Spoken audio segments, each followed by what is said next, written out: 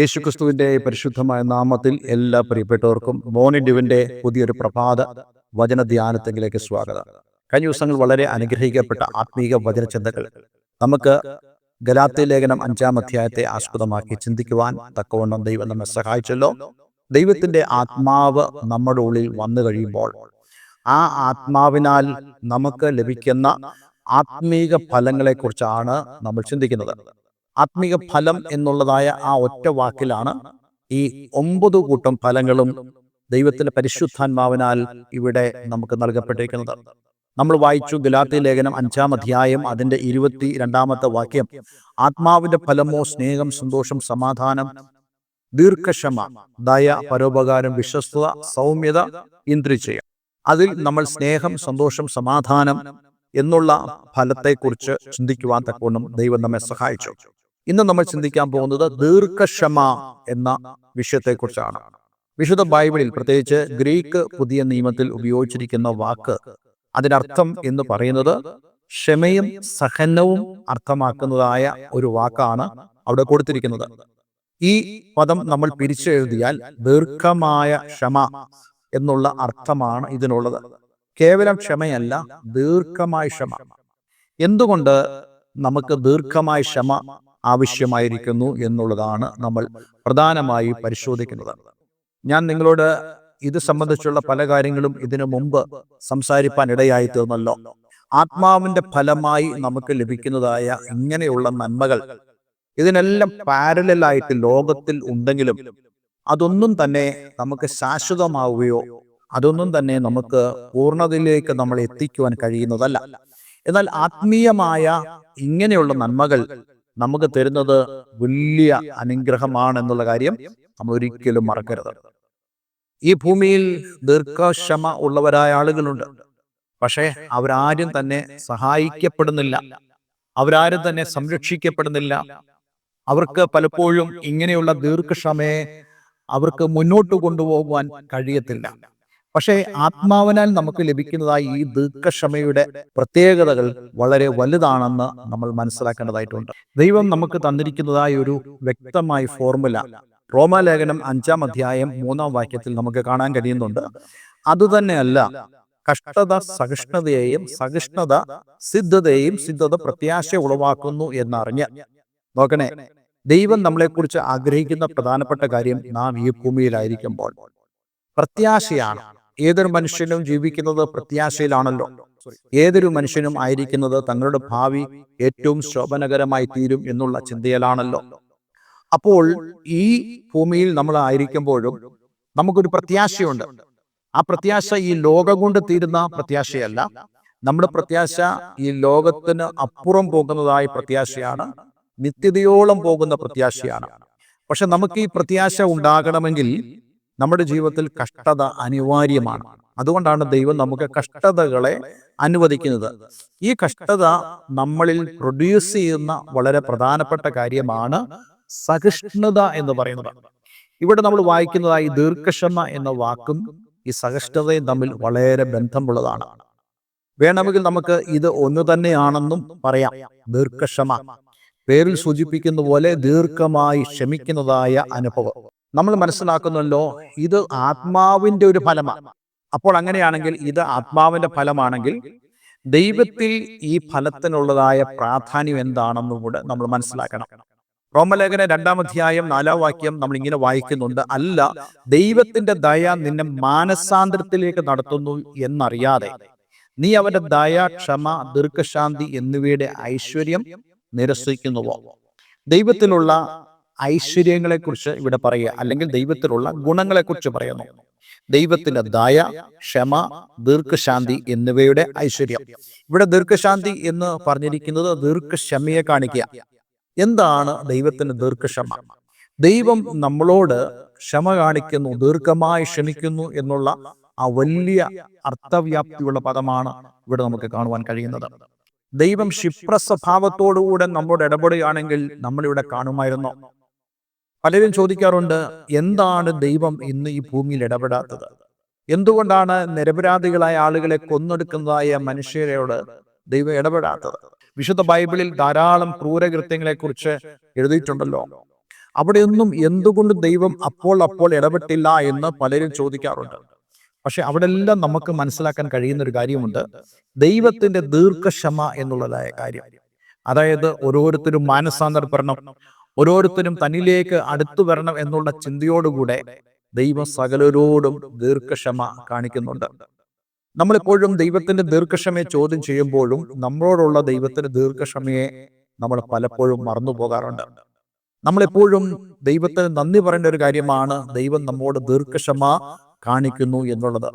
റോമലേഖനം 9-ാം അധ്യായം 22-ാം വാക്യത്തിൽ നമ്മൾ ഇങ്ങനെ വായിക്കുന്നുണ്ട്, എന്നാൽ ദൈവം തന്റെ കോപം കാണിപ്പാനും ശക്തി വെളിപ്പെടുത്തുവാനും യഹൂദന്മാരിൽ നിന്ന് മാത്രമല്ല ജാതികളിൽ നിന്നും വിളിച്ച് തേജസ്സിനായി മുന്നൊരുക്കിയ കരുണാപാത്രങ്ങളായ നമ്മിൽ തന്റെ തേജസ്സിന്റെ ധനം വെളിപ്പെടുത്തുവാനും ഇച്ഛിച്ചിട്ട് നാശയോഗ്യമായ കോപപാത്രങ്ങളെ വളരെ ദീർഘക്ഷമയോട് സഹിച്ചുവെങ്കിൽ എന്ത്? അപ്പോൾ ദൈവം നമ്മോട് തന്റെ കരുണ കാണിക്കുന്നു, ദൈവം നമ്മോട് തന്റെ ദീർഘമായ ക്ഷമ കാണിക്കുന്നു. ഈ ദീർഘക്ഷമയ്ക്കകത്ത് നമുക്ക് കാണുവാൻ കഴിയുന്നത് ദൈവം നമുക്ക് നൽകുന്ന നന്മകളും അനുഗ്രഹങ്ങളുമാണ്. അതുകൊണ്ട് ഇന്നെ കേൾക്കുന്ന പ്രിയമുള്ളവരെ, എന്തുകൊണ്ട് നമുക്ക് ദീർഘക്ഷമ ആവശ്യമായിരിക്കുന്നു?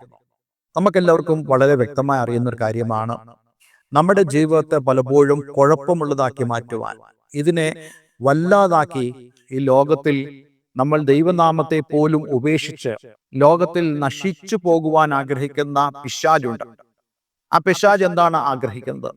പിശാച് ആഗ്രഹിക്കുന്നത് ദൈവത്തിന്റെ ആത്മാവിനാൽ നയിക്കപ്പെടുന്നതായ ആളുകളെ ഇല്ലായ്മ ചെയ്യുക, അവനെ നശിപ്പിച്ചു കളയുക എന്നുള്ളതാണ് പിശാചിന്റെ ആത്യന്തികമായ ലക്ഷ്യമെന്ന് പറയുന്നത്. പക്ഷേ ആത്മാവിന്റെ ഫലങ്ങൾ നിറഞ്ഞവരായി ഒരു വ്യക്തി ജീവിക്കുമ്പോൾ അങ്ങനെയുള്ള ഒരു വ്യക്തിയെയും പെട്ടെന്ന് നശിപ്പിക്കുവാൻ, ബലമായി നശിപ്പിക്കുവാൻ പിശാചിന് കഴിയത്തില്ല. അതുകൊണ്ട് പിശാച് എന്ത് ചെയ്യുന്നു അറിയാമോ? അവൻ സമയമെടുത്ത് ഒരുവനെ നശിപ്പിക്കുവാൻ അവൻ ശ്രമിക്കും. പക്ഷെ അങ്ങനെയുള്ളിടത്താണ് നമുക്ക് ഈ ലോങ് പേഷ്യൻസ് അല്ലെങ്കിൽ ലോങ് സഫറിങ് നമുക്ക് ഉണ്ടാകേണ്ടത്. കാരണം അപ്രകാരമുള്ള ആ ആത്മീക ഫലം നമ്മളിൽ നിന്ന് പുറപ്പെടുമ്പോൾ പിശാച് എത്രത്തോളം നമ്മളെ തുടർമാനമായി സമ്മർദ്ദങ്ങളിലാക്കിയാലും നമ്മൾ അവിടെ കീഴ്പ്പെട്ടു പോകുകയില്ല. മറിച്ച് സാത്താൻ അവിടെ മടുത്ത് പിന്മാറുന്നത് നമുക്ക് കാണുവാൻ കഴിയും. അതിന്റെ ഒരു ഉദാഹരണമാണ് കർത്താവ് യേശുക്രിസ്തു നേരിട്ട പ്രലോഭനം. യേശുവിന്റെ അടുക്കിലേക്ക് പിശാച് കടന്നു വന്ന് 3 വിധമായ പരീക്ഷകൾ യേശുവിന് കൊടുത്തു. പക്ഷെ അതിനു മുമ്പും യേശു പരീക്ഷിക്കപ്പെട്ടു എന്ന് വേണം കരുതാൻ. കാരണം വിശുദ്ധ ബൈബിളിൽ തന്നെ അതിനുള്ള പ്രധാനപ്പെട്ട പരാമർശങ്ങളുണ്ടല്ലോ. ദൂതന്മാർ അവനെ ശുശ്രൂഷിച്ചു പോന്നു എന്ന് പറയുമ്പോൾ തന്നെ ഓൾമോസ്റ്റ് എവറി ഡേയ്സ്, മിക്കപ്പോഴും കർത്താവ് യേശുക്രിസ്തു പിശാചിനാലുള്ള ഉപദ്രവം നേരിട്ടുകൊണ്ടിരുന്നു. പക്ഷേ നമുക്ക് അവിടെ എല്ലാം കാണുന്നത് കർത്താവ് യേശുക്രിസ്തുവിന്റെ ആ ലോങ് സഫറിംഗ് ആണ് കാണുവാൻ കഴിയുന്നത്. യേശു അവയെല്ലാം തന്നെ സമചിത്തതയോടുകൂടെ നേരിട്ടു എന്ന് മാത്രമല്ല, ദീർഘക്ഷമയോടുകൂടെ യേശു ദൈവത്തിന്റെ വചനത്തെ മുറുകെ പിടിക്കാനിടയായി തീർന്നു. അതുകൊണ്ട് എന്താ സംഭവിച്ചത്? ഇങ്ങനെ പിശാച് സകല പരീക്ഷയും തിരിച്ച ശേഷം അവൻ യേശുവിനെ കുറെ നാളത്തേക്ക് വിട്ടുമാറി. ഇതൊക്കെ നമ്മുടെ ജീവിതത്തിൽ ഉണ്ടാകേണ്ട കാര്യമാണ്. ജീവിതത്തിൽ പിശാച് പലവിധമായ പ്രശ്നങ്ങൾ കൊണ്ടിടുമ്പോൾ, നമ്മുടെ ജീവിതം പ്രശ്ന കലുഷിതമാക്കുവാൻ ശ്രമിക്കുമ്പോൾ, ദൈവം നമുക്ക് തന്റെ ആത്മാവിനാൽ നൽകുന്ന ഫലമായ ആ ദീർഘക്ഷമയാൽ നമുക്ക് പിശാചിനെ ജയിക്കുവാൻ കഴിയേണ്ടത് വളരെ ആവശ്യമാണ്. അതുകൊണ്ട് ഇന്നെ കേൾക്കുന്ന പ്രിയമുള്ളവരെ, ആത്മാവിനാൽ നമ്മൾ നയിക്കപ്പെടുമ്പോൾ ദൈവം നമുക്ക് ഈ ദീർഘക്ഷമയും നൽകുവാനിടയായിത്തീരും.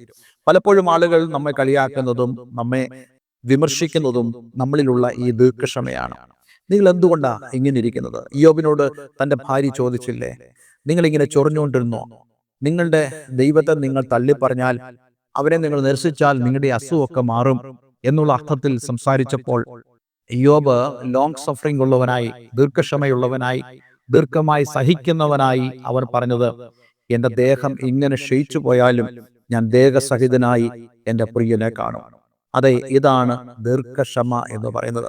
ദീർഘക്ഷമ ഉള്ള ഒരു വ്യക്തിക്ക് പോലും ദൈവത്തിന്റെ പ്രതിഫലം ലഭിക്കാതെ പോകത്തില്ല. അതെ, ഇയ്യോബിനെ ദൈവം ഇരട്ടി അനുഗ്രഹിച്ചതുപോലെ നിന്റെ ദീർഘക്ഷമയ്ക്കും ദൈവത്തിന് ഒരു മറുപടിയുണ്ട്. ദൈവം നിനക്ക് പ്രതിഫലം തരാൻ ആഗ്രഹിക്കുന്നു. അതുകൊണ്ട് ആത്മാവിന്റെ ഫലമായ ആ ദീർഘക്ഷമ നമ്മുടെ ജീവിതത്തിൽ ഉണ്ടാകട്ടെ. അങ്ങനെ ഉള്ളവർക്കായി ഞാൻ ദൈവത്തിന് സ്തോത്രം ചെയ്യുന്നു. ഇന്ന് നമുക്ക് ഒരുമിച്ച് ദൈവത്തിൽ പ്രാർത്ഥിക്കാം. കർത്താവേ, സ്വർഗീയ പിതാവേ, ഞങ്ങൾ കേൾപ്പിച്ച വളരെ അനുഗ്രഹിക്കപ്പെട്ട സന്ദേശത്തിനായി സ്തോത്രം. ഞങ്ങളുടെ ജീവിതത്തിൽ ദീർഘക്ഷമയ്ക്കുള്ള പ്രാധാന്യം എന്താണെന്ന് ഞങ്ങൾക്ക് ബോധ്യപ്പെടുവാൻ ഇടയായി തീർന്നതിനായി നന്ദി പറയുന്നു. കർത്താവേ, ഇത് ഞങ്ങൾ നേടിയെടുക്കുന്ന ഒന്നല്ല, മറിച്ച് ദൈവത്തിൻ്റെ ആത്മാവ് ഞങ്ങളുടെ ഉള്ളിൽ വസിക്കുമ്പോൾ, ദൈവത്തിൻ്റെ ആത്മാവിന് ഞങ്ങൾ ഫ്രീഡം കൊടുക്കുമ്പോൾ, സ്വാതന്ത്ര്യം കൊടുക്കുമ്പോൾ, ഞങ്ങളുടെ ജീവിതത്തിൽ കടന്നു വരുന്നതായ ഈ ഫലങ്ങൾ തീർച്ചയായിട്ടും ദൈവമേ, ഞങ്ങളുടെ ജീവിതത്തിൽ അത് നന്മയ്ക്ക് കാരണമായി തീരുമെന്ന് ഞങ്ങൾ അറിയുന്നു. പലപ്പോഴും ഞങ്ങൾ ചിന്തിക്കാറുണ്ട്, എന്തുകൊണ്ടാണ് എനിക്ക് ഇങ്ങനെ ഇപ്രകാരം ഒരു ദീർഘക്ഷമ ഉള്ളവനാകുവാൻ കഴിയുന്നത്? ഇതെന്നെ സഹായിക്കുമോ എന്ന് ഞങ്ങൾ ശങ്കിക്കുന്ന സ്ഥാനത്ത് ഇത് ഞങ്ങളെ സഹായിക്കും. ആത്മാവിന്റെ ഫലങ്ങൾ ഓരോന്നും ഞങ്ങളെ സഹായിക്കുമെന്നുള്ള ആ തിരിച്ചറിവ് പ്രാപിപ്പാൻ തക്കോണം ഞങ്ങളെ ഏവരെയും സഹായിക്കണം. പ്രാർത്ഥന അങ്ങ് ശ്രദ്ധിച്ച് കേട്ടതിനായി ഞങ്ങൾ നന്ദി പറയുന്നു. യേശുവിൻ നാമത്തിൽ തന്നെ ആമേൻ, ആമേൻ. ഇന്നത്തെ വചനഭാഗങ്ങൾ നിങ്ങളുടെ ജീവിതത്തിൽ വളരെ അനുഗ്രഹപ്രദമായി തീർന്നു എന്ന് ഞാൻ വിശ്വസിക്കുന്നു. ഈ സന്ദേശങ്ങൾ മറ്റുള്ളവരിലേക്ക് നിങ്ങൾ ഷെയർ ചെയ്യുക. നിങ്ങളുടെ ജീവിതത്തിനും മറ്റുള്ളവരുടെ ജീവിതത്തിനും ഈ സന്ദേശങ്ങൾ ഒരു അനുഗ്രഹമായി തീരട്ടെ. കർത്താവ് യേശു ക്രിസ്തുവിലുള്ള ആ അർത്ഥപൂർണമായ ജീവിതം നമുക്ക് ഓരോരുത്തർക്കും നയിപ്പാൻ ദൈവം നമ്മെ സഹായിക്കട്ടെ. വീണ്ടും ഒരുമിച്ച് കാണാം. നല്ലൊരു ദിവസം ആശംസിക്കുന്നു. God bless you all.